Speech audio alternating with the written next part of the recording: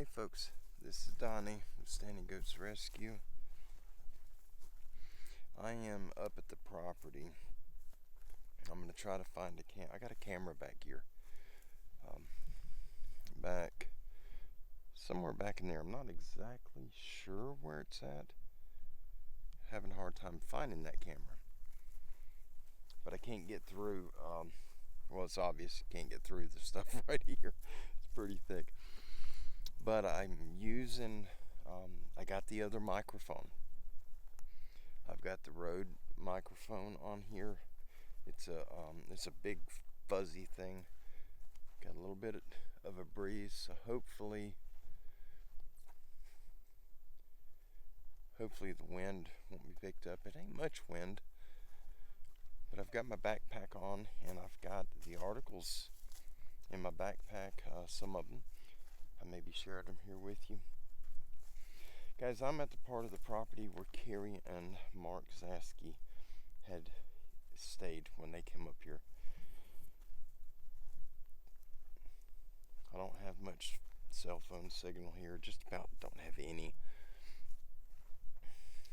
But I'm going to try to go through here and not be whispering. I have a habit of whispering when I'm out here, so as not to draw attention to myself. And so many of you have just beat it in my head that whispering or not whispering, these beings, if they're here, they already know I'm here. And I don't know if I'm going to be able to do this or not, but I'm going to try them by myself.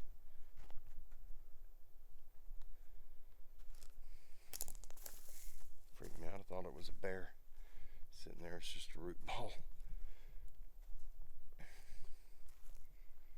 I'm going to stop the camera, and I'm going to turn the camera around so you're not looking at me, but you're looking at where we're going. I may get up in here somewhere. I didn't bring my, I've got a thing that I can clamp onto a tree limb, and my camera mounts on it. I did not bring that with me. It's back in the truck. But this stick that I'm using to film with right now is a tripod. I don't know if we're going to do the articles or not. I'm coming into an area that we've just had a lot of activity right here at this part of the property, and I'm just a little leery about being here. Give me just a second. Let me stop the recording so I can get the camera turned facing away from me. I have to turn the microphone. This is a directional microphone. If I turn it away from me, you guys are not going to be able to hear me very well, and I'll give you just a quick example. So spin the camera around. The audio is probably not that clear with it facing away from me, because the microphone, this one is a directional microphone. It has to be pointing at you. Give me a few minutes and I'll get this turned around.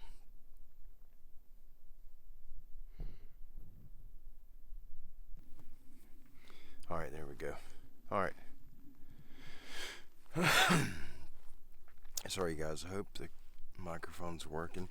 This is the first time I'm attempting to use this microphone with this camera. I am using the DJI, let me tighten up my camera, using the DJI Action 3. This little section right here where I'm at, that's my stepson's tree stand up here up there in the tree. This is the little area that he had me clear for him, and he's got him a feeder over here, and which the bears loved. Let's see if we can't find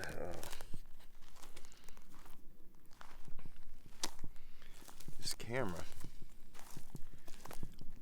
I put it on a tree, and then the tree fell or blew over, or I don't know what happened, but the tree's no longer standing. It's on the ground and my camera's underneath it.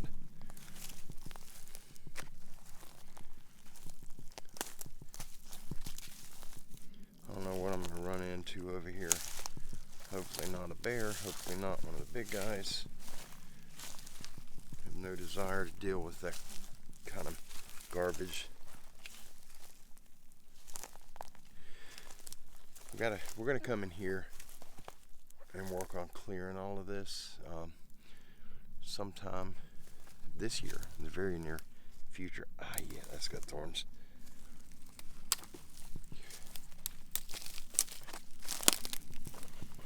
Oh, I don't like making all this noise, guys. I really don't. It just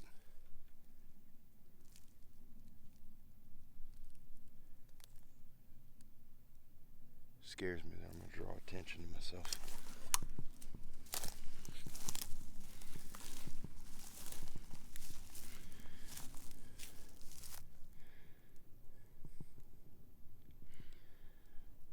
Oh, I got a lot of planes flying overhead today.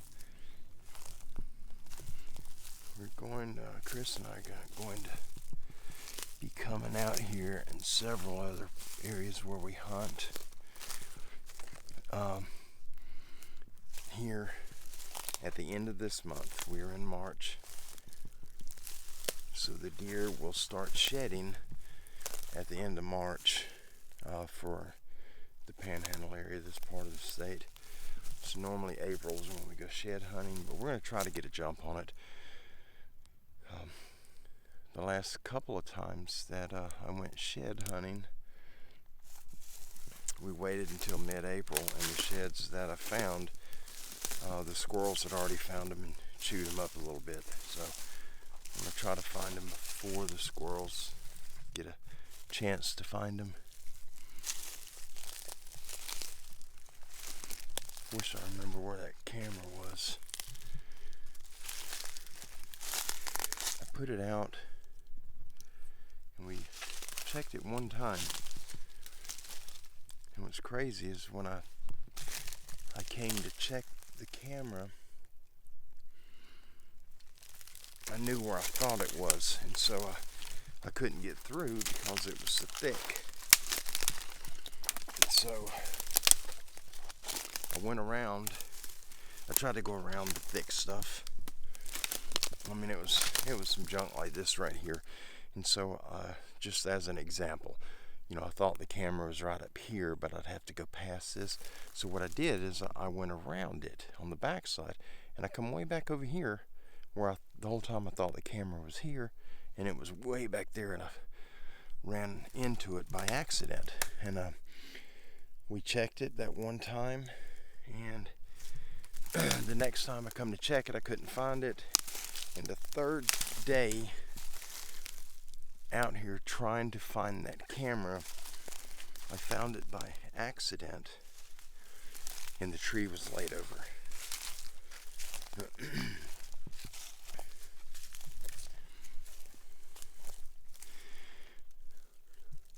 This is a deer trail that I'm on. Maybe we'll find a pretty spot here to set up and share some more articles with you guys that Brother Don has provided for us. You know, it's so nice to have such amazing people to support us and help us in what we're doing, and that is bringing awareness to the people of the existence of these beings, these forest people. Bigfoot or Sasquatch or Yeti, skunk ape, whatever you decide to call them. Just bringing that awareness so that people know they're out here. And just to be careful when you're out. Guys, there some of the comments that have popped up recently, and it's not from our family. Look at this. These trees are dead, I get it. Guys, our trail goes through right here. This is the trail that I'm on right now, and I can't even get past it. Look at all the trees piled up right there. These are kind of stacked in a pile. There's another pile right there. I don't know if I can even get to that where I think the camera is.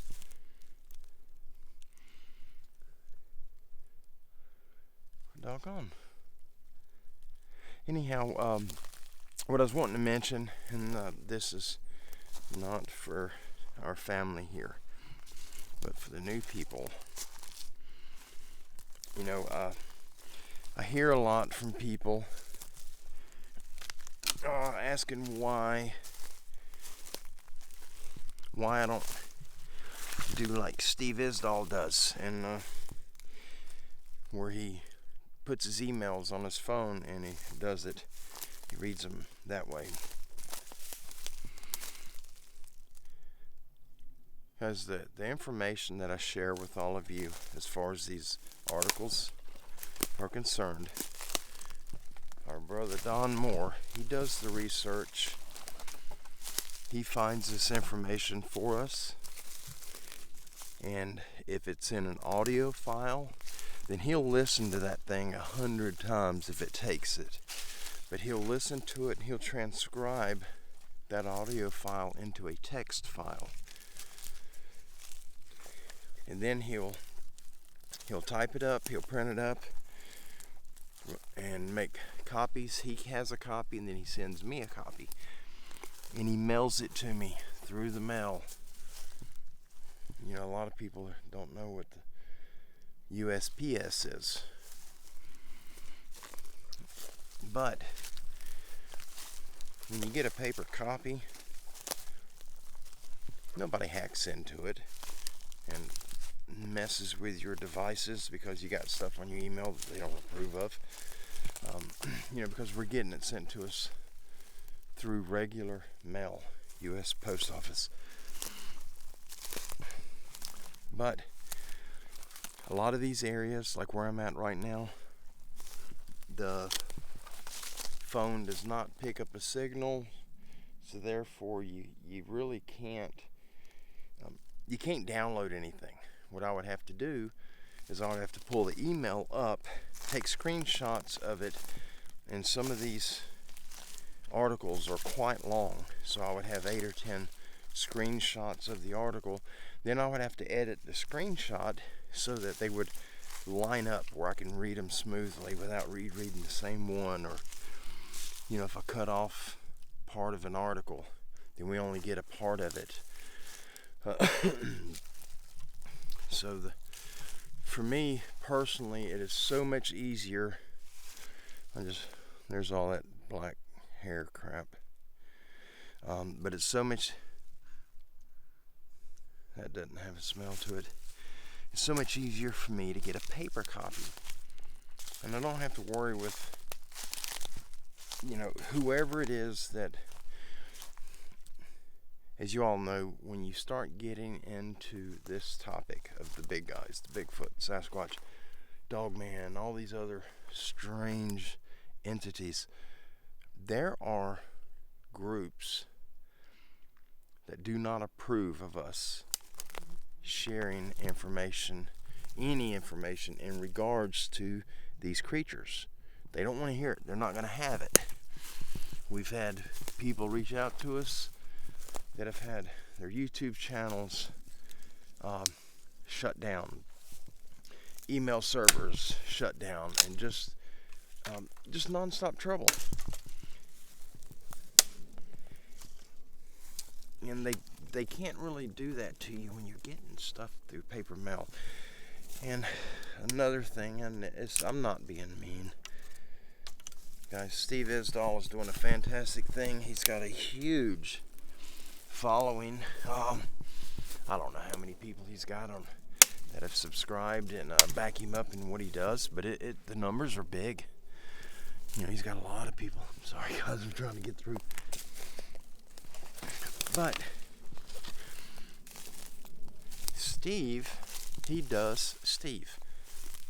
He runs his channel the way that fits him best, and it's him, it's his lifestyle, it's how he operates, and that's how he runs his channel. I'm not like Steve. I do like Steve, but I don't do things the way that Steve does them. He has his own style. I have my own style, just as all of you have your own style on what you do. But we've been hearing it a lot, that I need to do it like Steve does, and I'm sorry, but I'm not Steve. I like Steve. I really do like listening to the encounters that he shares, that people email him. You know, Steve is a strong voice, and he has a way of talking that whether you like him or not, you have no choice but to listen. You hear his words, and that's huge. You know,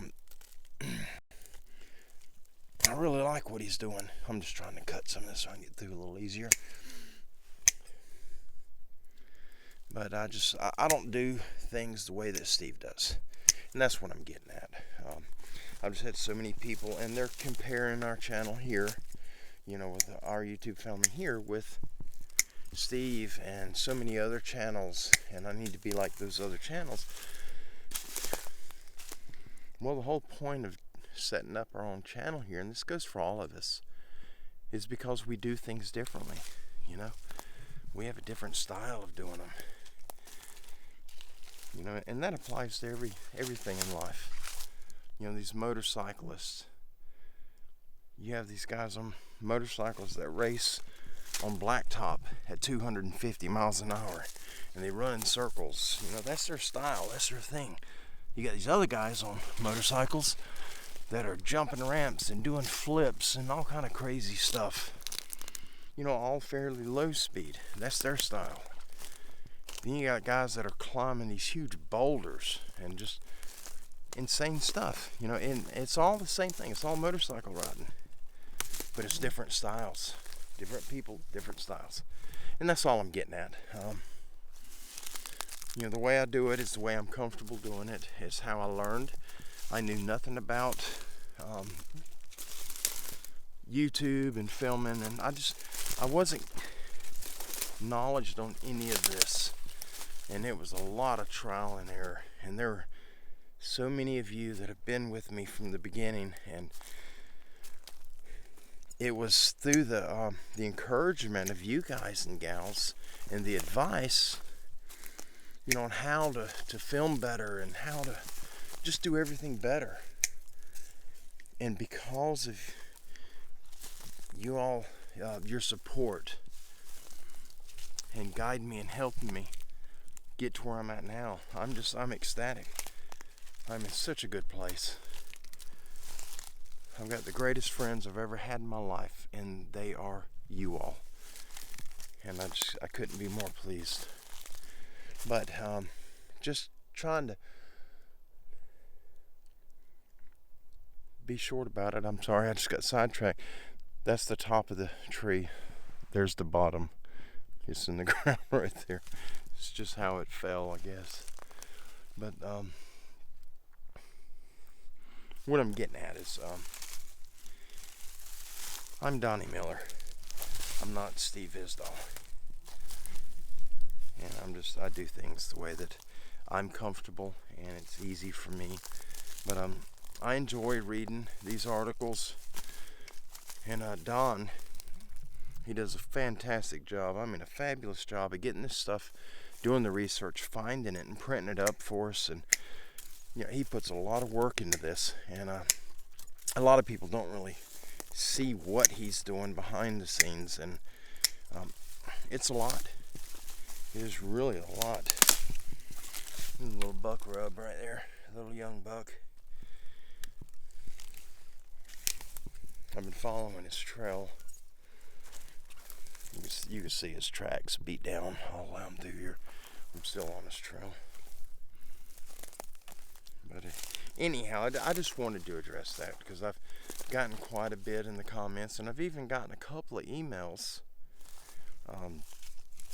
People wanting me to do things like the way Steve Isdall does them, and one of the emails had referenced, you know, he's got over 250,000 subscribers, and you know, it's not about that for me. My channel is not monetized. We make absolutely nothing, not a penny from the channel, and what I've made on this channel that could never be replaced is the greatest friends a human could ever have. And that's my brothers and sisters that I've met through Standing Goats Rescue. And it doesn't get any better than that. It can't. It's not possible. I'm very blessed, very fortunate for the channel to turn out the way it has. And I don't know what our numbers are. I think we're around 6,500 of us here. And that's a lot of people. You know, my whole goal when I set all this up and I came forward and shared what happened to me, the whole purpose behind it, my goal was to reach 1,000 subscribers.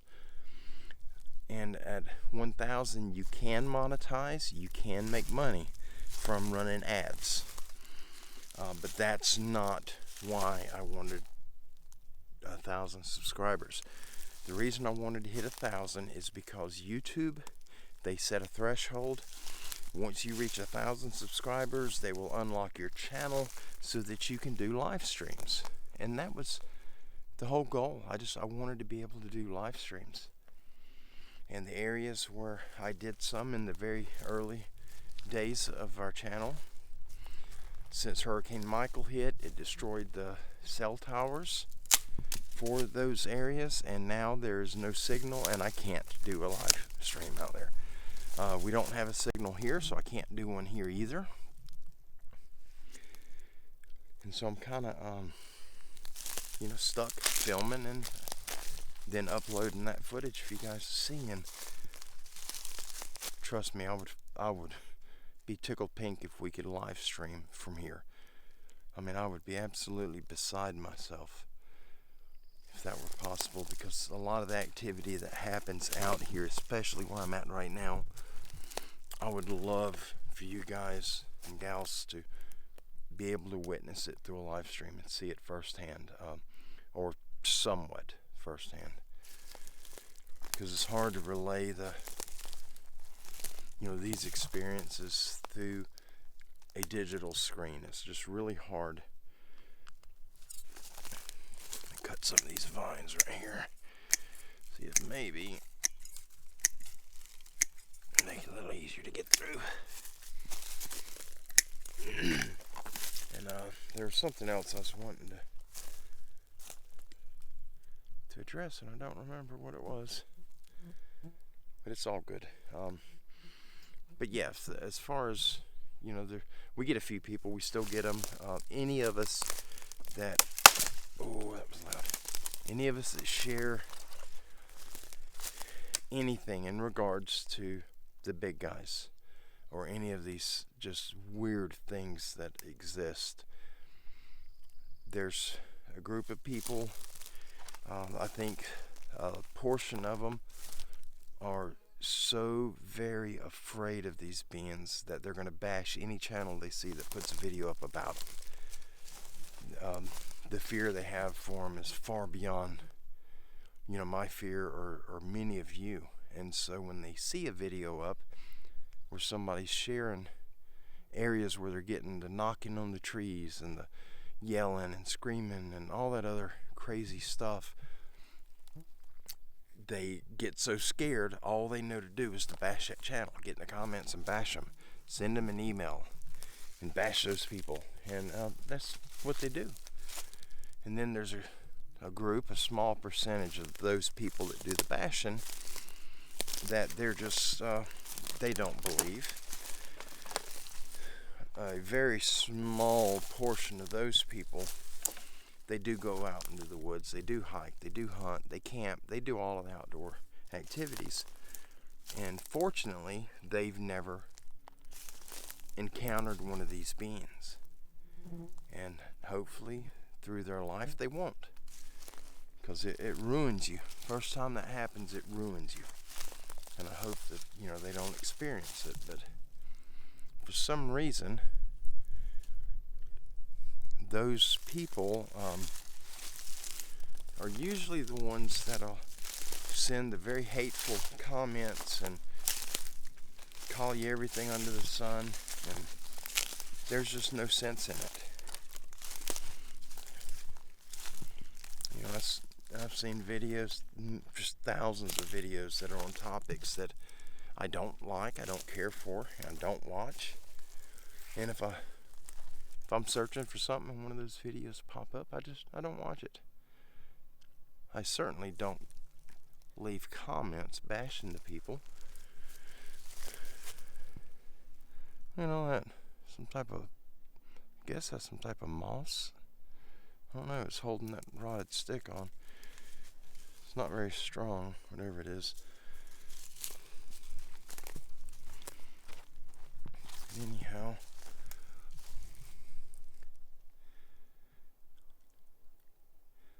thought we would have seen the camera by now, but none of this even looks remotely. I don't recognize any of this.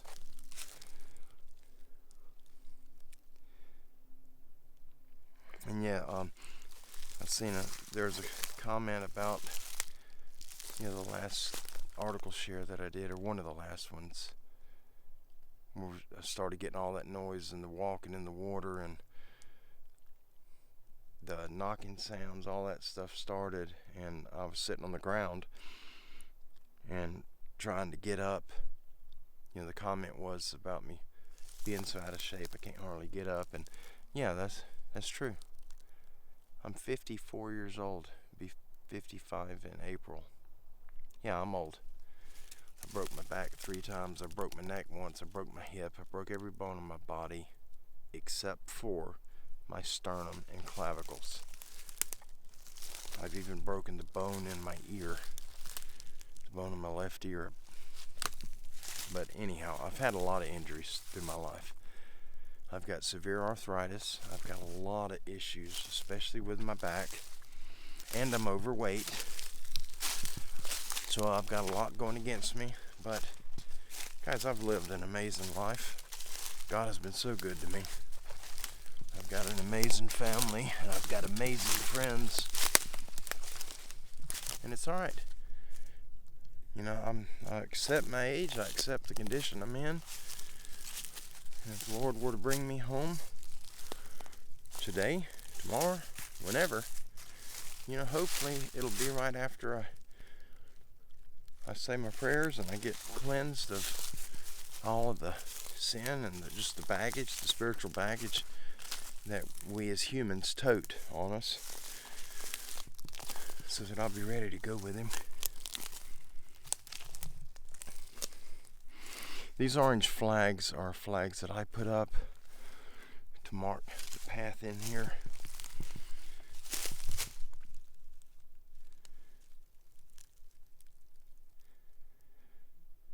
Not sure what that was.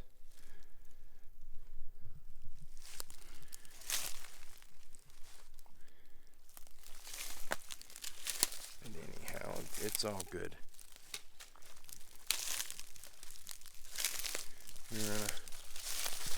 We're all in a good place, you know. We're going through a life that the Lord has put us in, and how we react or respond to our daily encounters, just daily life encounters. You know, that's what sets us apart from one another, and, you know, deciphers who we are as people.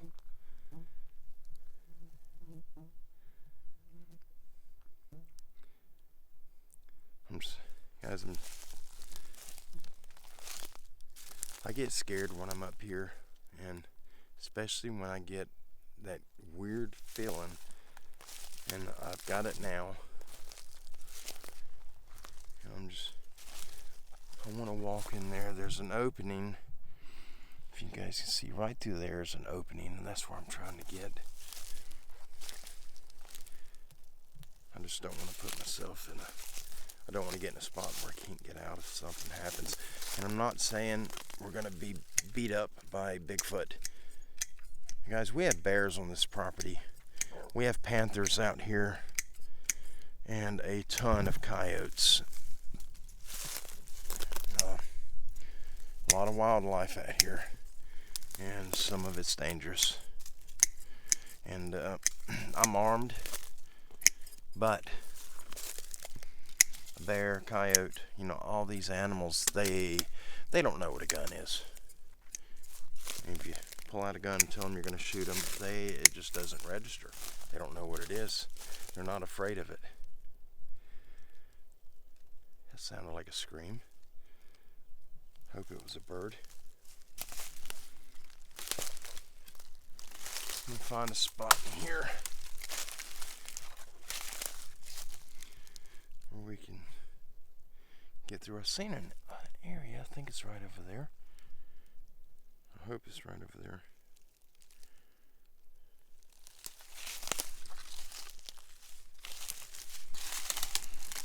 Oh yeah.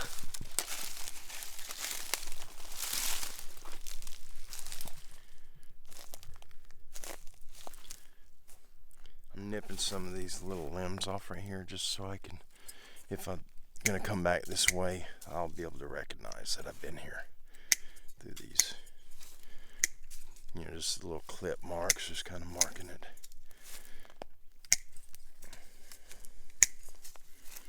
Just makes it a little easier to see. When you're walking, you can see the clip branches. We got a lot of trees down. We've had storms through the years. There's a tornado. During Hurricane Michael, we had tornadoes come through here. And that's the reason we can see how many trees are bent and broke right here. This is from tornadoes. This is not Bigfoot. This is tornadoes coming through. They were small, but there were a lot of them. Here's some more of that. Look at all that. That's that hair stuff. There's a knot of it right there. Look at that. It's got debris in it. Isn't that crazy? I don't know how clear it is. I can see the screen, but my vision is not very good. It's blurry. Just clip this off. There we go. Okay. That's the area I was looking at. Ooh, that's pretty right here. Maybe.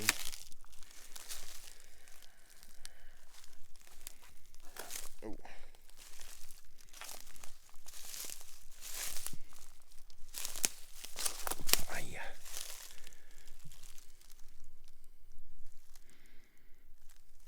I have no idea where that camera is. I think I'm past it. Just clip this off right here. It's a little tough to snip. And this oak is hard. There we go. Get some of this.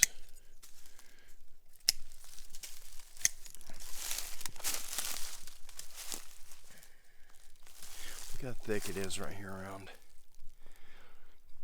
Now the creek is right down past all this stuff, is right down there, and it travels around, it hooks, and it continues. If you can look through there, you can see trees off in the distance. That's the creek. It continues that direction.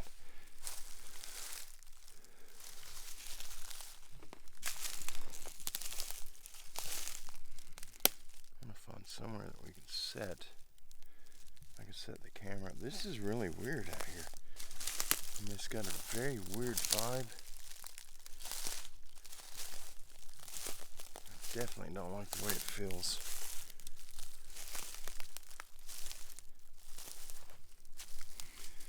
It's pretty cool how these trees are broke. Right here, they're all like broke together. It's got like a big bird nest on top, but yet it's open underneath it right there. Strange.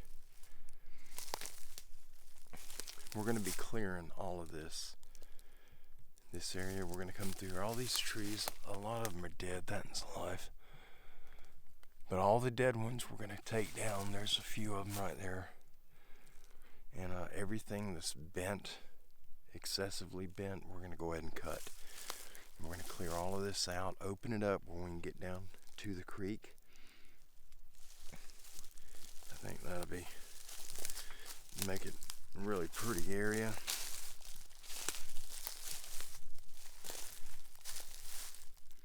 We could probably get down there where them big pines are right through there. Right on the other side of that, I I think that's Jeff's corner. Right there, I'm pretty sure. It's gotta be.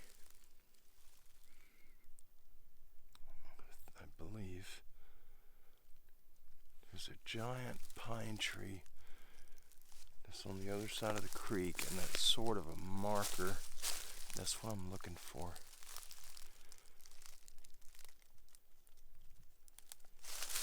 I can't tell. I don't think I'm seeing far enough.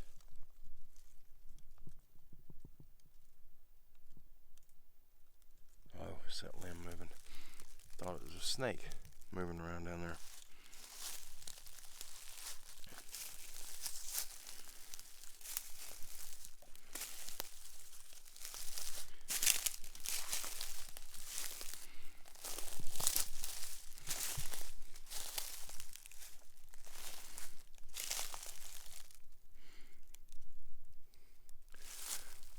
I can. It's a pretty area. It's just got a really just a feeling that doesn't feel good.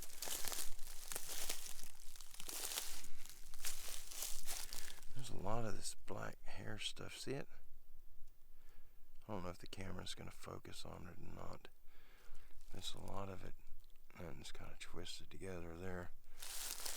I don't know what that is. It's kind of long.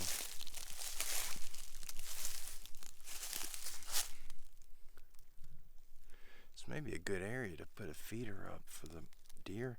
I gotta put another camera up in here so we can see how many deer we got coming through. I'm not looking to feed the bucks. We're looking to feed the mamas and the babies.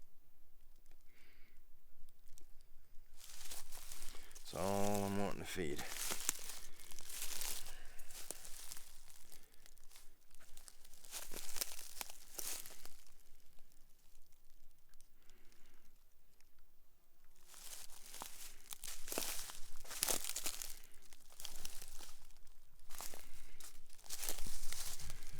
Guess we'll go that way.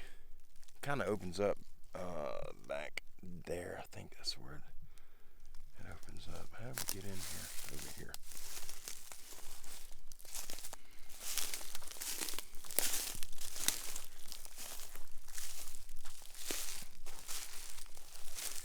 I'm gonna have to find me a spot here behind the bushes. I think I'm gonna have to go back up this way. Guys, give me just a second. I gotta relieve myself. I'm sorry, but give me just a second. All right, guys. Sorry about that.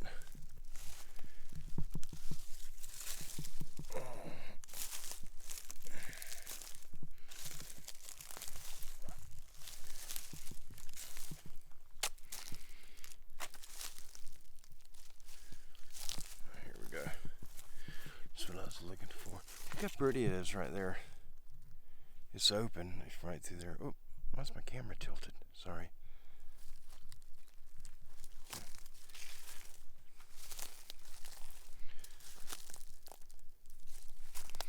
think we're gonna go right here and take it right.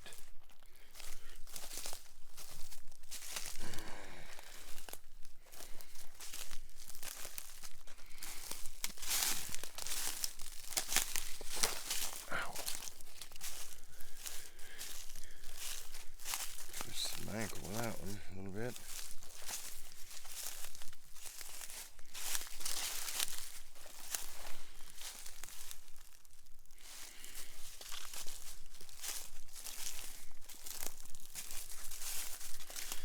Go have a sit down.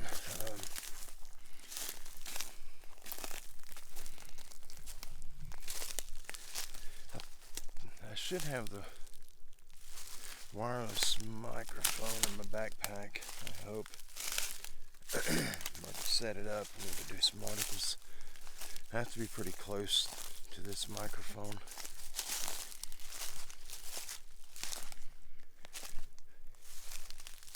I'm gonna have to come in here with Chris and see if we can't find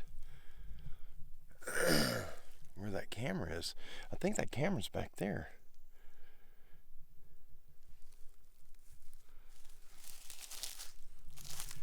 I hope it is. This right here is where the deer coming through. But that property back there belongs to someone else. We do have access to it. It's not off limits, but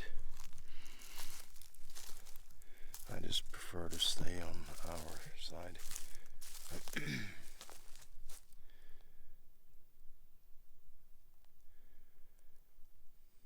is so pretty in here.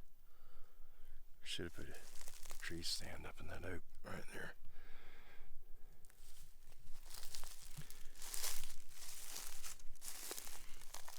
We got a lot of deer in this property.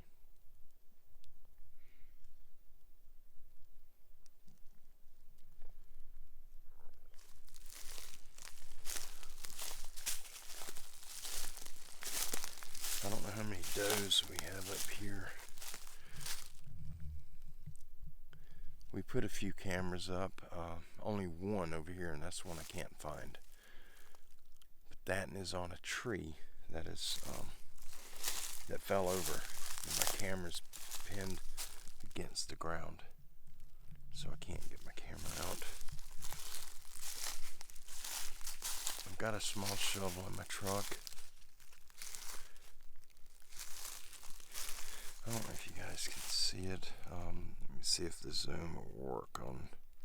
Yeah, I didn't think it would work on this setting. It does. Look at that. Okay, you guys, there's a stump. Should be about middle of the screen, right back there. I was sitting on that stump, filming some articles last year, and there was something moving back in the creek over here behind me, and it got pretty loud, and I bailed out. But if you guys look, if you get down at an animal's level, a bear or anything like that, I don't know if you can tell on screen, but you can see, 50 yards back, you can see quite a ways. All through there, it's a pretty good visual. But when you stand up to, where our physical height, we got the foliage, the treetops, the canopy of these little trees, and it blocks us where we can't see.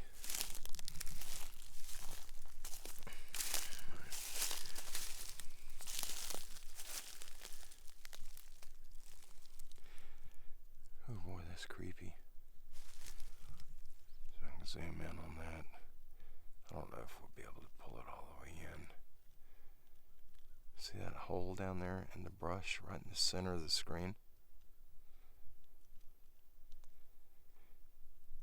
It literally feels like somebody is standing right there staring at me. There's nothing there I can see. There's absolutely nothing there. But it doesn't feel that way. Let's get some of this out of the way. Get the briars. Let's get this. Oh, there we go.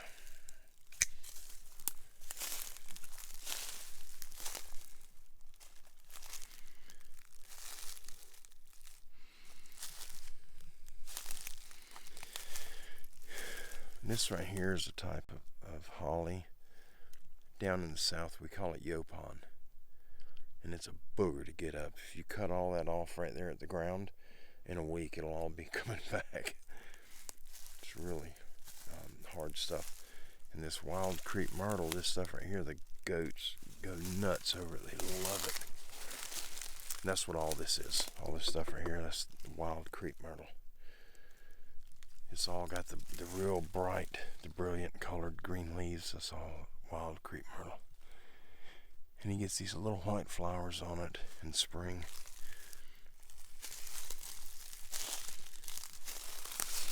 Look through there. You can really see back there a long way. It's creepy, creepy, creepy.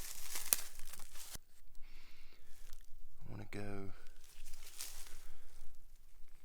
that opening over there is kind of creepy.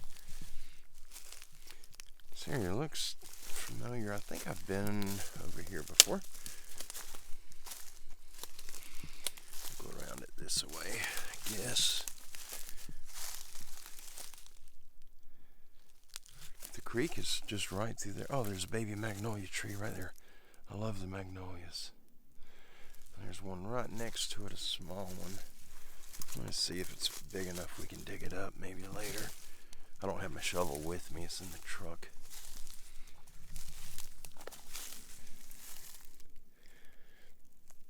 That's that wild jasmine. I thought it was briar. It is not.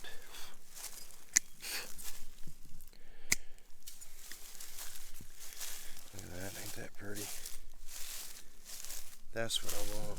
I'm gonna dig up some of these young magnolias. I don't know if I'll be able to get that, and it have a pretty extensive root on it. But you can find little bitty ones that are, a foot and a half tall. Pretty easy to dig up. This is a pretty area. Guess we're gonna go back. Whoops, no. Oh, that's the strap. That's the strap. There's my camera right there. Here it is.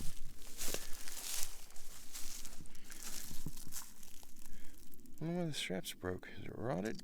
Oh, look at that. It's dry rotted. There's my camera. There it is. I found it. It's smashed. It's pinched to the ground. This doesn't look like where it was, though. I guess because the oak is dead now. Maybe that's it. Yeah, it doesn't have any leaves left on it. It had leaves on it. When I found it, it was live. There wasn't nothing wrong with it. But what made it weird is that we didn't have any storms. There were no storms at all. That's a big tree. I doubt anything's pushed that over. I mean, guys, that's a size 13 boot. That'll show you how wide that tree is. It'll take some just insane strength to push something like that over. So maybe a downburst of some type. But the camera is smashed in the ground right there. You can kind of see it right there. You see it? The strap's rotted, so it wasn't rotted when I found it. I don't know, I didn't pull on it. Still pretty tight. I'm not going to stick my hand under there though, because the snakes are out in force. That's it right there. There it is. Smashed to the ground. Got red ants down there. Well, I know where it is now. I just got to remember where it is. I think my flags are back. Oh, look there. There's a flag right in the center of this opening, straight in. I can see it. And I see the next one past it. So all I can do is follow them flags straight in. Well, almost straight in. I just got to remember, it's by the creek. There's the creek, right here past this stuff right here. And there's my camera. Tree's dead now.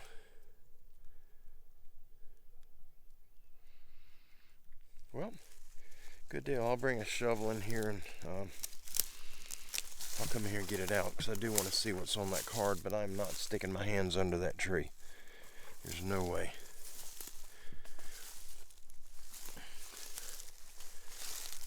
Oh, glad I found that.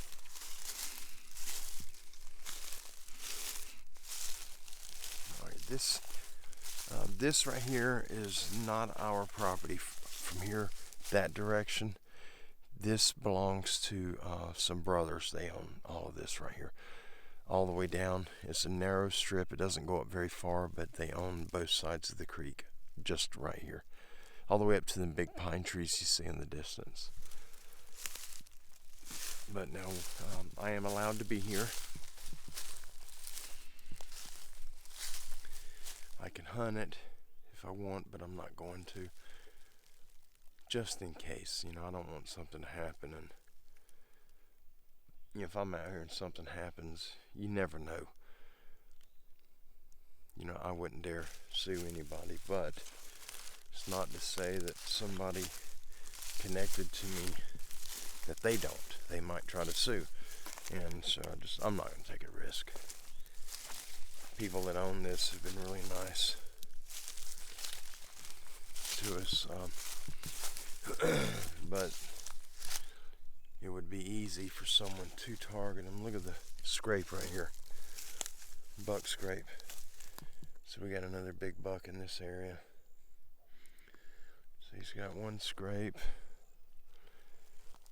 He hadn't banged it up much. A little bit. It's a broken limb right there.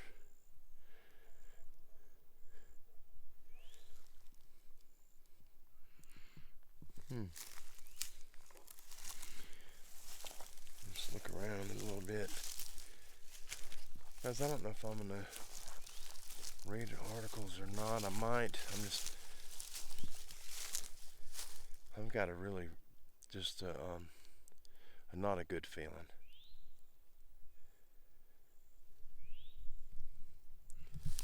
I just don't want to push my luck. It could be nothing. But then again, it could be something. We just don't know.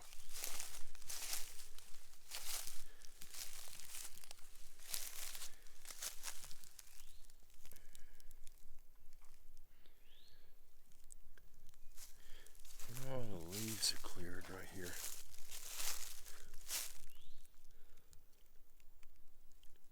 Turkeys.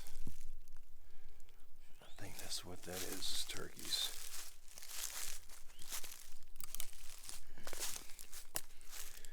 This right here is the game trail. This is where the deer have been coming through right here. And then they're traveling, going down. See where the trail, you can see it real good right here. It's all sand. And then it goes straight through right there. There's a stump I filmed some articles from before. I don't know, let's walk back here a little bit. I'm not going to follow the game trail that goes under that limb right there, and I don't want to squat down to try to go under it.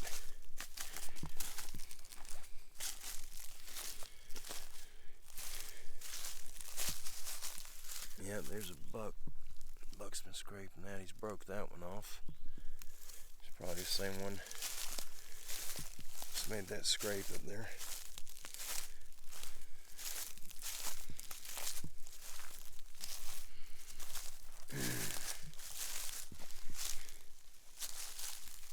Yeah, the creek's right there in that thick stuff.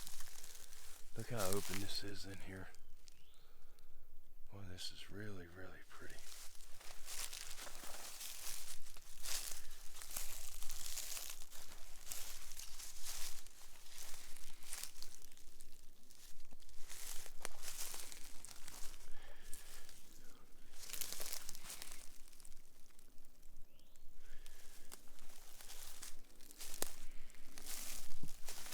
Airplane coming. Boy, this is...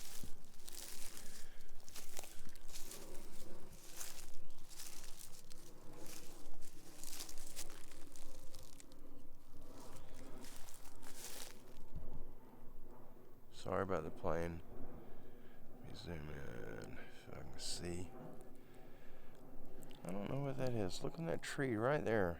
See the dark spot? That's a limb. Look just above that dark spot and to the left.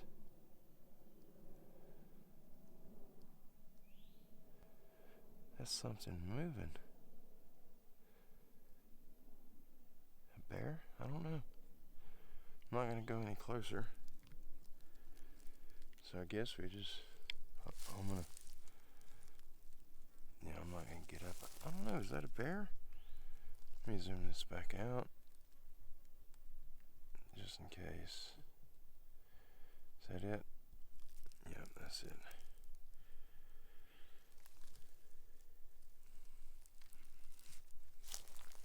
I don't know what that is.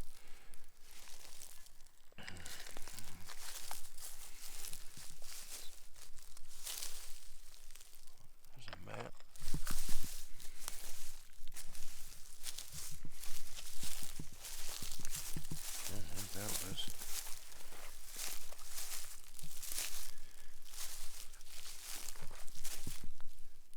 Yeah, it doesn't feel right at all in here.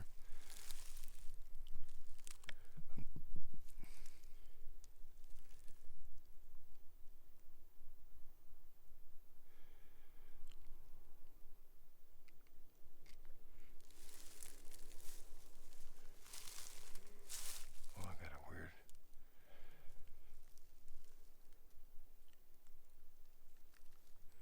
Almost feel like I'm getting kind of lost, confused feeling, maybe. I don't know. I'm doing all that crud. There's something in there. Something pretty big in there. I don't know if y'all could hear that or not. Something's moving around in that stuff, in that thick stuff. Probably a bear. So I'm not gonna get up there. We're gonna go up here. Find my way out of here.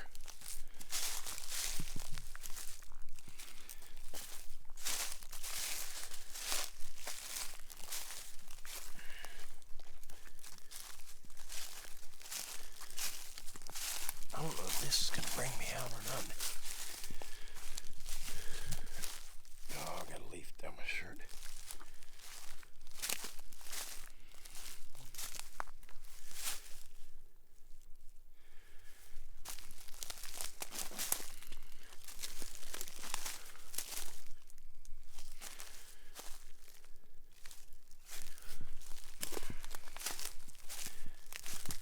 Got a little bit turned around. Guys, I'm sorry if the camera's shaking. For some reason, I'm really scared right now. It's probably a deer or something in the bushes, but I've just got a bad feeling all around me. Got my nerves tore up, for sure.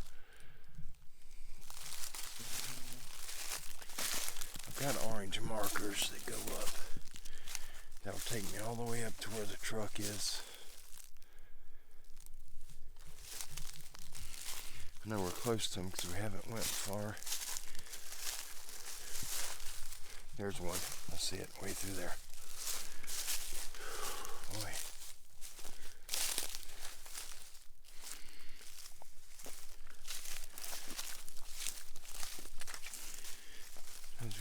There's a dirt road right up here. There's dirt roads all out in the forest here. That's how you get back to the property. I can hear a vehicle going down them. I'm just trying to find I don't want to go back down by that creek. Oh, look here. We're at the dirt road. That was close.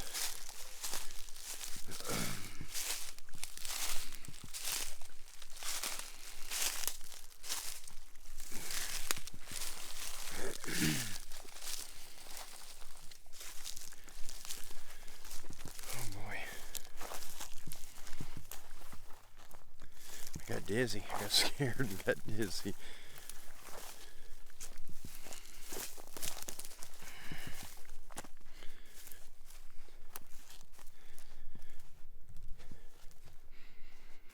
You go through right here. You can see the pines right there in the back. That's the property boundary. That's where our property starts. And then it heads south. It goes all the way across. What you can't see the end of it over there. But this corner is way back. There's a pine tree way back there in the distance. It's just past that. It'll be that other corner. Oh, me.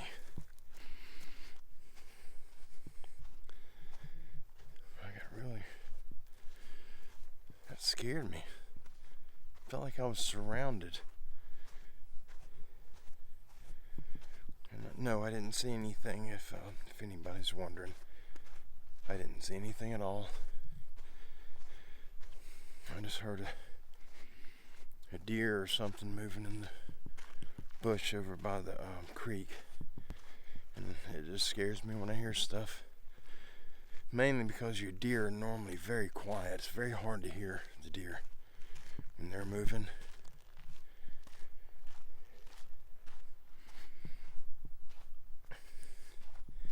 Deer, for the most part, are exceptionally quiet. This area right here where I'm at now, this is about the only area you get cell phone coverage here.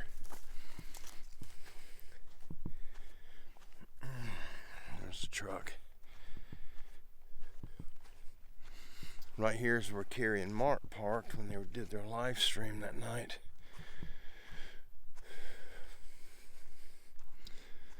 I think they parked right here to be exact, because Mark and I was hearing something back here, and Carrie said he could hear it. I went in right here, just maybe 20 feet. Mark went back this way and cut in, and whatever it was, you could hear it going away from us. Could have been an animal. Have no idea. I didn't see it, but Mark caught some stuff on video.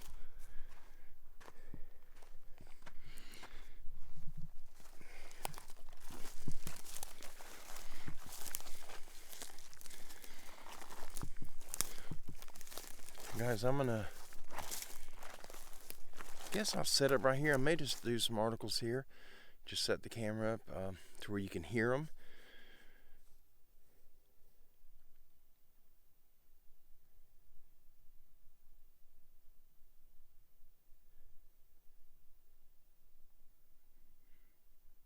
Thought I heard talking.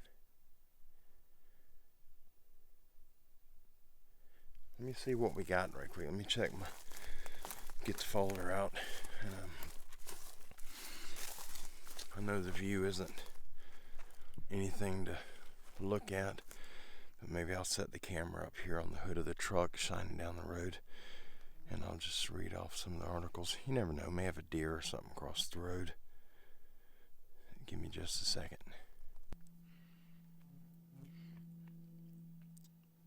Alright guys, I'm sorry, there's an airplane going overhead. This is all day, every day, just about.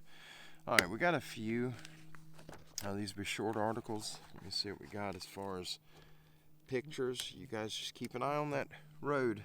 If you can see down it, I don't know if you'll see anything, but you never know. Do we have pictures? Okay, we've got pictures in here that Brother Don has included, and what I'll do, short article, got a few pictures, and we'll go ahead and we're going to share them anyway. I'll read this to you, and then I'll have to turn my viewfinder to the front, and then I can show you the pictures. I guess I need my glasses. That would help. Well, if I can get my glasses out, they're stuck. Here we go. Alright. Looks like somebody covered them in mud. They've been in my pocket. A little messed up. That'll be okay. All I gotta do is see. I can kind of see. Ooh, double vision. Alright guys. We're going to try to do this kind of quick. What is wrong with my glasses? They're literally moving off my face. There they go again. What in the world is going on with these? Oh, they're bent. Yeah, they're real bent.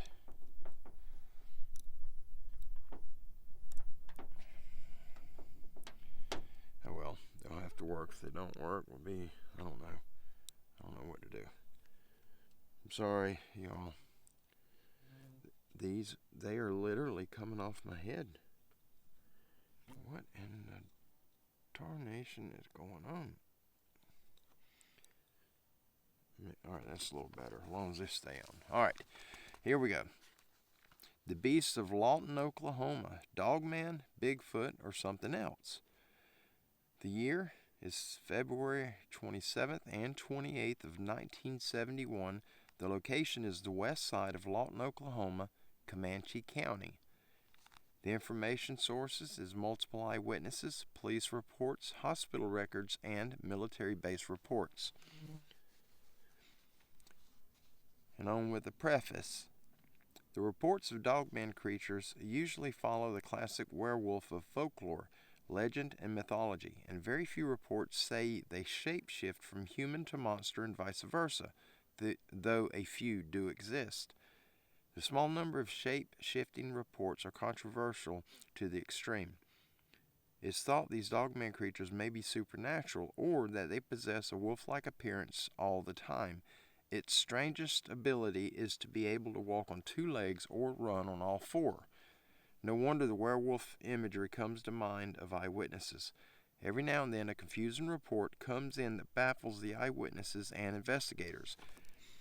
That's when the eyewitness isn't sure they saw a Dogman or Bigfoot. Such is a strange case from February of 1971 in Lawton, Oklahoma that lasted only 3 days. It begins with a heart attack. It all began one night on February 27, 1971. The man who saw the creature was Donald Childs, a resident of Lawton. In a way, he was a victim because what Childs saw through his front window of his house, a monstrous creature, caused him to have a heart attack right on the spot, and he was only in his mid-30s. A man named Brad Steiger investigated the case and reported that the hairy animal was trying to drink water out of a dry fish pond that had long been empty. It soon ran away. Donald Childs was in such a state of terror he was kept in the hospital for a few days. The story got weirder when Childs was finally interviewed by police officer Clancy Williams. Childs said the thing was tall, with a lot of hair all over its face and dressed in an indescribable manner. He further said that it was wearing pants that were far too small for him. Not even a half hour later, after Donald Childs' encounter, that police officer Harry Ezel had to calm down another witness who told Officer Ezel, "I saw the thing when I opened the curtain around 11:15 p.m. I thought it was a practical joke because the creature was perched on the railing. It looked like some monkey or ape, and I thought it was a joke until it turned its head and looked at me. It then jumped off the railing perch and landed 17 feet below perfectly on the ground. It has a horrible distorted face as if it had been in a fire, and hair all over its face, upper parts of the body and lower parts of the legs. Others Others saw the beast bounding down the street, dodging cars, hiding in bushes, and at times running on all fours and occasionally on two legs. This is why some today might conclude it was a Dogman. We do know now that Bigfoot can run on all fours just as easily as two, especially when they want to become smaller or hide in lower brush. A frightened soldier's encounter the beast. Investigator Brad Steiger said a group of soldiers from Fort Sill encountered the monster 15 minutes later after the second witness's encounter, and the soldiers freely admitted that the thing had frightened them. The creature was sighted on Friday and Saturday nights in Lawton. However, Sunday and Monday nights were quiet.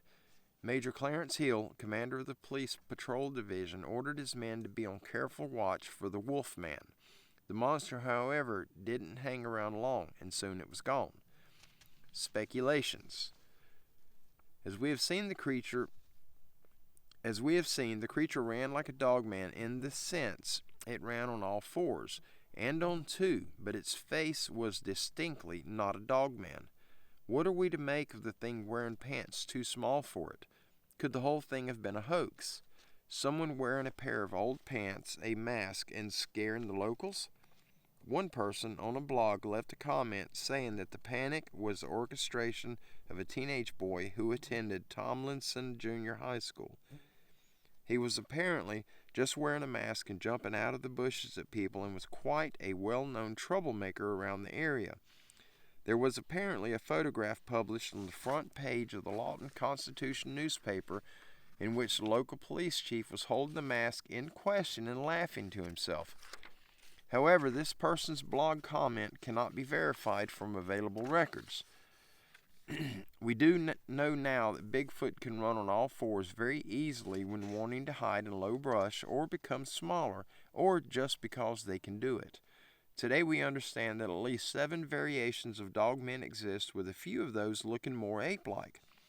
We know variations exist in the Bigfoot species also.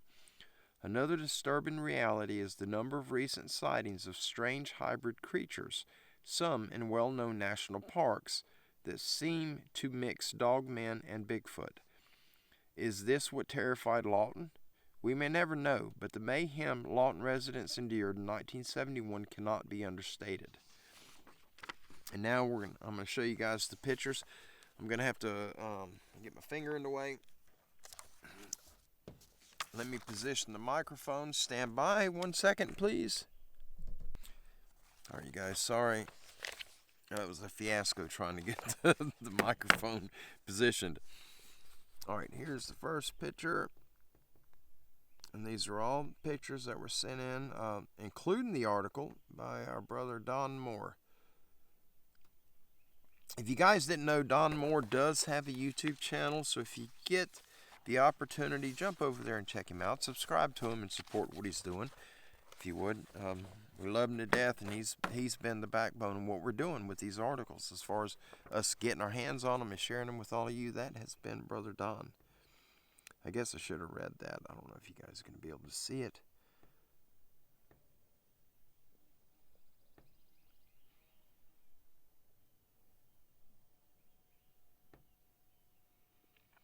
If you can't read it, this is Bigfoot type variants of dogmen. Is this what was seen in 1971 in Lawton, Oklahoma? And it says variant 1 is tall and lean with a baboon head. That's this fella right here. Variant 2 is hominid body with a chow head. And variant 3 is a Sasquatch with a muzzle. Let me get him a little closer. Maybe you can see him a little better.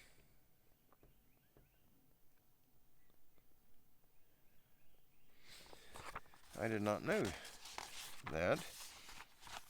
This one here is variant number 3.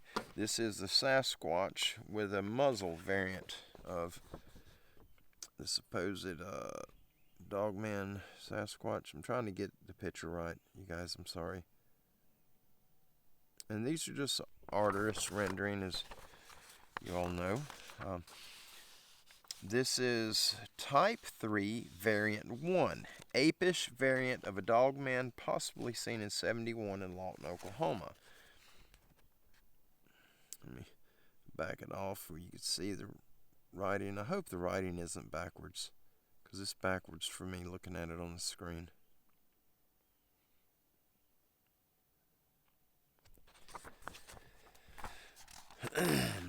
And this is Type 3 Variant 3, another apish variant of dogman possibly seen in 1971 in Lawton.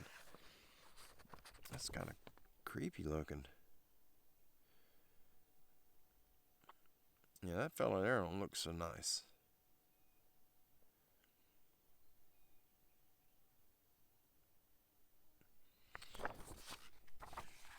Creepy looking. Creepy. And this is the hills around Lawton, Oklahoma. And that's just showing you a little bit of the area of Lawton right there.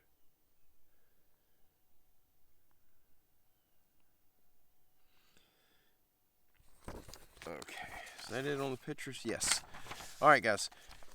Give me a second. I'm going to pull out another article, and we're going to do another article. Stand by 1 second. All right. This article is titled, "A man who worked for the Kentucky Department of Fish and Wildlife confesses seeing a dogman attack 2 campers."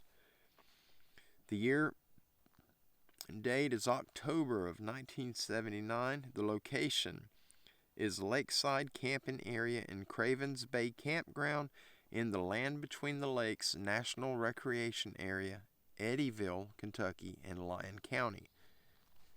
The information source for this article is testimony from a former employee for the Kentucky Department of Fish and Wildlife who was terminally ill. The preface reads, "This is the deathbed confession from a man who was terminally ill with cancer. He had been a former employee for the Kentucky Department of Fish and Wildlife for over 40 years. A cancer diagnosis made him decide it was time to come forward after keeping this secret for over 40 years. A horrific attack. The story was covered in a documentary about the land between the lakes.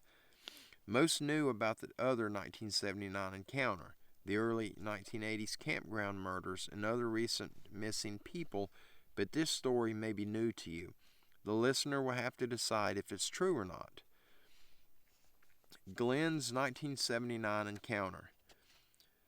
"I was on my regular fishing trip at 4:30 in the morning at the LBL. I was headed out to a nice little fog, just enjoying a beautiful morning of fishing like I normally would. I decided to head back in around 7 to 7:30 a.m. and take it slow and easy around 5 miles per hour. Coming up on my port side was a beach area. I noticed a campsite. To the right of this campsite, I noticed a dark figure that I could not perceive what it was at this time. It could have been anything. Then it stood up. It shocked me. It was covered with hair and looked more like a dog standing on 2 legs. Then the 2 campers decided they were coming out as they heard me go by in the boat at slow speed. I kept waving and screaming at them, but the man and woman just kept waving back. I watched this thing move closer to them, and then it attacked them really badly and killed both of them. It was bad from my view, being so close to the shore, and I couldn't do anything. I was yelling my lungs out trying to get these people to turn around and see what was coming for them to their left. This whole thing scared the heck out of me. I soiled my pants. It's something you don't want to ever have to live through. I had a tough time going through it. I had a lot of bad dreams, and to this day it still scares the heck out of me. I'm dying of cancer, and this story needs to get out, and it needs to be done correctly. This happened during my 2nd year of employment. There were no reports whatsoever. I did not want to tell my employer. I got the idea no one wanted to hear about it anyway. Back in '79, the Kentucky Department of Fish and Wildlife, I believe, already knew about these creatures being in the park, and they covered everything up with no reports being filed and no investigations. 2 people were murdered, and nothing justifies covering that up. I was employed with the Kentucky Department of Fish and Wildlife, but was not employed with the land between the lakes. My job was to stock the lakes around the region with standard fish like bass, bluegill, catfish, trout, and rainbow trout. It was like going down to the lake to fish as part of my job. In describing the creature and what it looked like, it appeared to be a combination of a dog, a hyena, and a lion. It acted like a prowling lion when it went into attack mode. It had dogs and hyena ears and legs with hair all over. I couldn't see its feet. It had human-type hands and hairy, somewhat human-looking arms. The pointed ears on the side caused me to initially think it was a large dog. That's the way it came across. When it crouched down to attack these people, I knew it wasn't a dog, and I soiled my pants out of fear. It was awful. Being in a state of numbness, I just drifted in the boat and lost time. It seemed like hours I drifted. I was in such a state of shock I could not function, couldn't physically do anything. There was nothing in any newspaper about accidents, murders, or anything like that in the following weeks. Nothing from any ranger either, nor any knocks on my door questioning me about anything I had witnessed. I felt it was shoved under the paperwork and files like it had never happened. A lot of people may wonder why I didn't come forward if I had seen something so horrendous with people getting killed. I didn't want any harm to come to me or my family due to the fact that there was a total cover-up. That's exactly how I felt at the time. When you work for the board of Kentucky Department of Fish and Wildlife, you don't want to bring this to light because you will lose your job. if there's anything exposed that stops customers and campers from coming in and out of the park. If the campers are scared away, it's going to be your head, and I couldn't afford to put my family through that. I have only a couple of months to live with this cancer, and it was time to get the story out. Sadly, Glenn did succumb to his cancer shortly after this confession. Now, guys, I'm gonna swap around, and we're gonna show you the photographs that were sent with this article. Alright, this is Cravens Bay Campground where the Dogman attack occurred in 1979. Sorry about the big bumblebee buzzing around.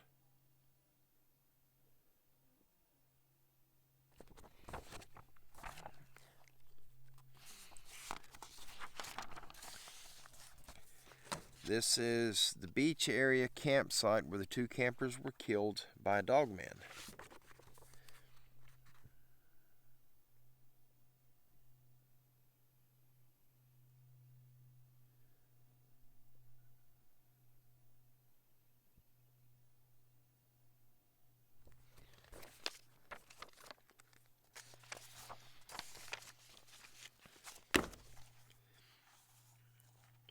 And this is the canine variant, the canine variant 2, the hyena type of dogman seen by the employee.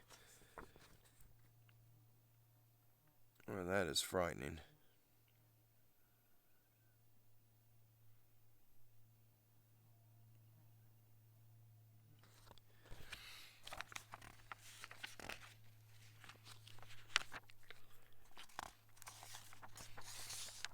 Felt alright here this whole time at the truck, and now I feel like I'm being watched from behind me.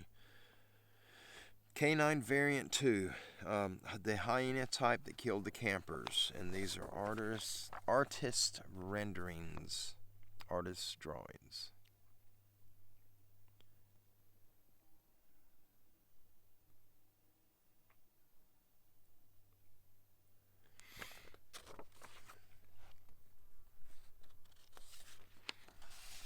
Alright, and that's the pictures for this one. See if we got time to put one more out. Give me 1 second, please. Alright, guys, we are going to jump over down a different hallway here. Digital hallway. We're going to jump over to a paranormal type of encounter, a haunting. And this to do it, we're going to do this one, show you the pictures, and I'm going to get out of here because I've got a very overwhelming sense of being watched, and it just feels like physical pressure all over my shoulders and back, and I'm not liking it at all, so we're going to go through this real quick, and I'm going to go. Here we go. An abandoned haunted school in Wisconsin and its history with Dogman in 1936. The location is the abandoned St. Colita Covenant School and Hospital in Jefferson, Wisconsin, which is Jefferson County. The information source is eyewitness testimony. The school's history. The story of St. Coletta of Jefferson, Wisconsin is one that ties American history and medicine with deep personal tragedy. This school for the developmentally disabled is now an abandoned shell. Though the students have moved away, the haunting story of one of its most famous residents is still chillingly tragic. St. Colita was founded by the sister of St. Francis, Assisi, Milwaukee during the school's prime between 1970 and 1980, and it housed over 600 students and patients. The institution originally went by the name St. Colita School for Backward Youth. This was mercifully changed to St. Colita School for Exceptional Children in 1931. Rosemary Kennedy was certainly the most famous patient at St. Colita. She was the sister of President John F. Kennedy and Robert Kennedy, and the oldest daughter of Joseph P. Kennedy. Her letters and diaries speak to her great charm, warmth, and love of life. When Rosemary was 22, she wrote a missive to her father that began, "Darling Daddy, I am so fond of you and I love you so very much." In journal entries, she writes about her excitement to attend dances and meet with her friends. When she entered puberty, Rosemary suffered mood swings that her family found difficult to deal with. At age 23, she underwent a lobotomy. The lobotomy was disastrous. Instead of reversing her mood swings, the procedure left her completely incapacitated. She could no longer speak or care for her bodily functions. She remained at the Wisconsin Institute until her death on January 7th of 2005.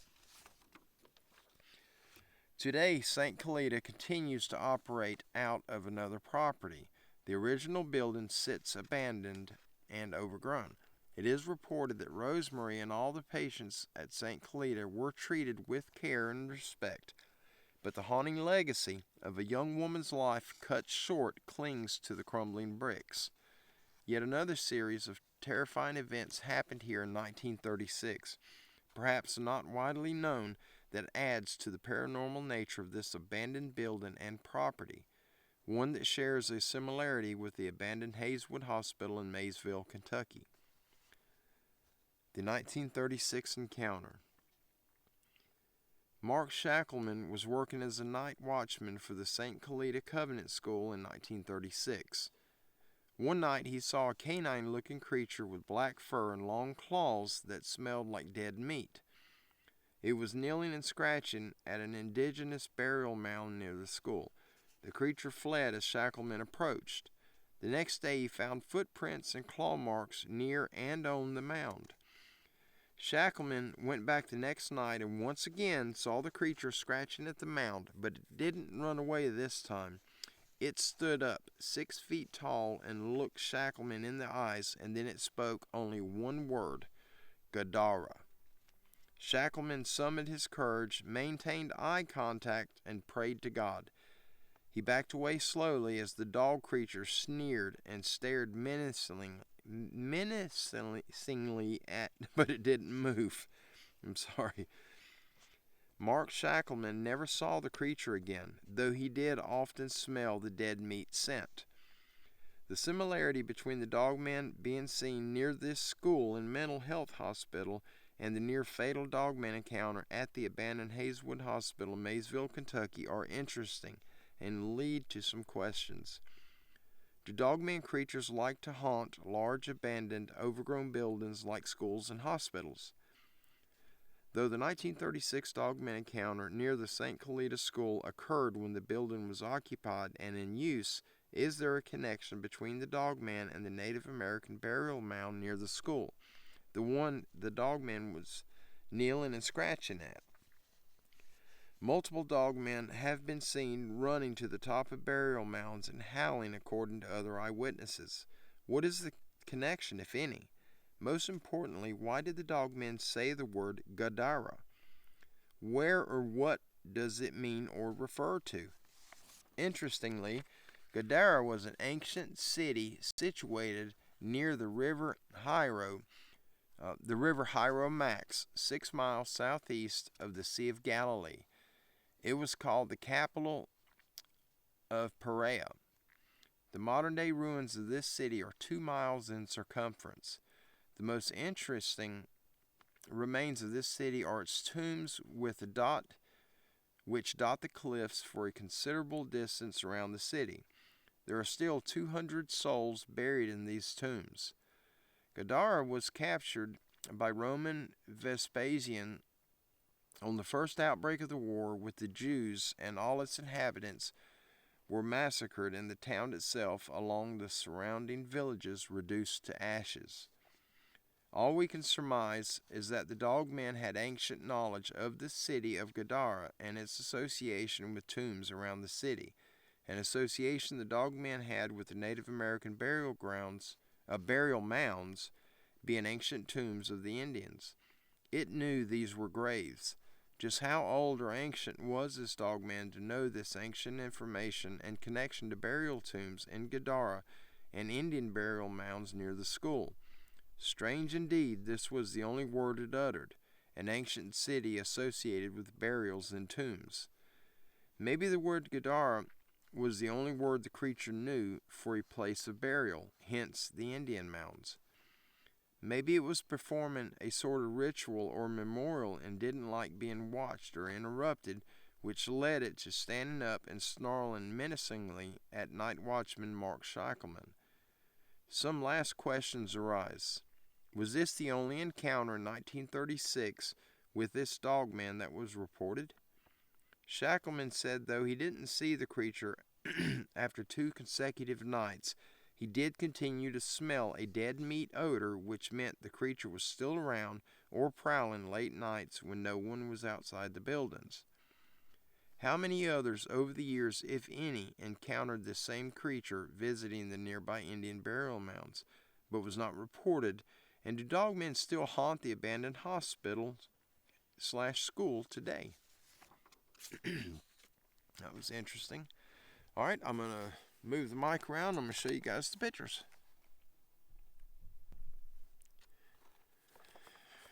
Alright, this battery's getting low too.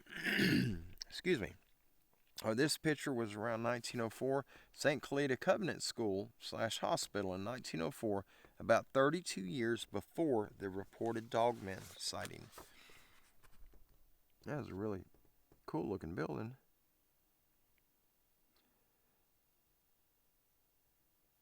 I'd probably go through that and go check it out if they would allow it. I think it'd be fascinating. The nearby Indian burial mounds where the Dogman was seen kneeling and scratching on a night in 1936 before fleeing. Trying to get it centered up where you guys can see it real good.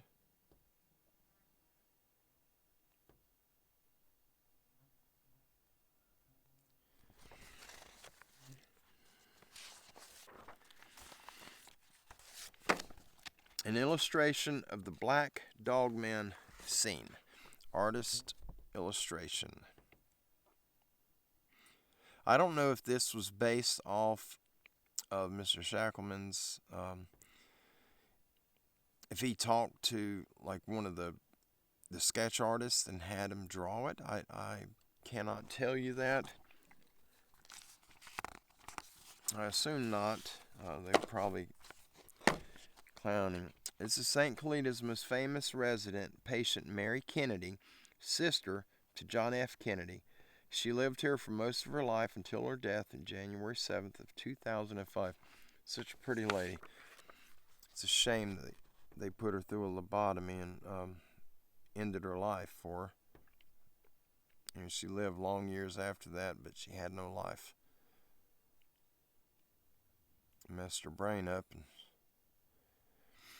people doing them lobotomies should be sentenced for what they've done, and the people given the authority to do them should be sentenced.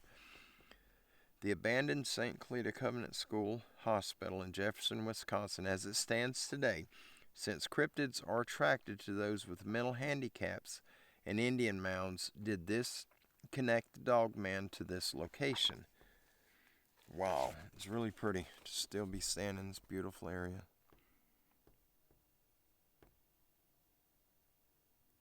How many of you would like to go check that place out? I'm sure a few of you probably already have. I would love to see some footage of if someone has videoed any of the inside of that building. I'd love to see some footage from it. Guys, I'm going to go ahead and shut it down. We got some more articles, but I've got it's almost overbearing, the feeling that I have right now. It does not feel good. While I'm getting my stuff together, I'm going to leave the camera running while I'm putting this stuff up. Might see a deer, maybe a coyote, rabbit, bear, squirrel, something. But if not, this would be it. You guys, thank you so much for hanging out with me today and listening to me blab about nothing. Thank you for taking the walk with me, and I'm glad I found the camera. I've got the ribbons. They start right here, and they go straight back, and when I get to that last ribbon, it's roughly 60 to 70 yards past the last ribbon, and a little to the north is where that tree's at that's got my camera on it. And I'm going to come back when I got somebody with me, and I bring my little shovel, and I'm going to get that camera out from under that tree and go through the memory card. I want to see what's on it, because that tree was alive. When I found it with a tree down, it was alive, and it was just pushed over, and you see the roots were ripped up out of the ground, but that tree was alive. And who knows, maybe we got something on the memory card. I don't know. But anyway, I'm going to get my stuff together. I love you guys. God bless you. We'll absolutely be seeing you soon. I've got a lot of stuff to share with you on our next live show, which is coming up soon. I can't give a date because there's so much that keeps popping up, and it's messing up any dates that I've planned to do the show. Something happens every time. So I can't give you a date yet. I'll just have to throw a notification up as soon as I'm going to try to do it with the longest heads up. You know, instead of throwing it up and doing a show and 15 minutes later, I'm going to try to get it up at least a few hours ahead of time, to where you guys can have time to, check it out and join us if you want to. If not, you can watch the playback, and if you're not interested, no big deal. It's all good. We love you anyway. Y'all have a wonderful afternoon. God bless you, and we'll see you next time.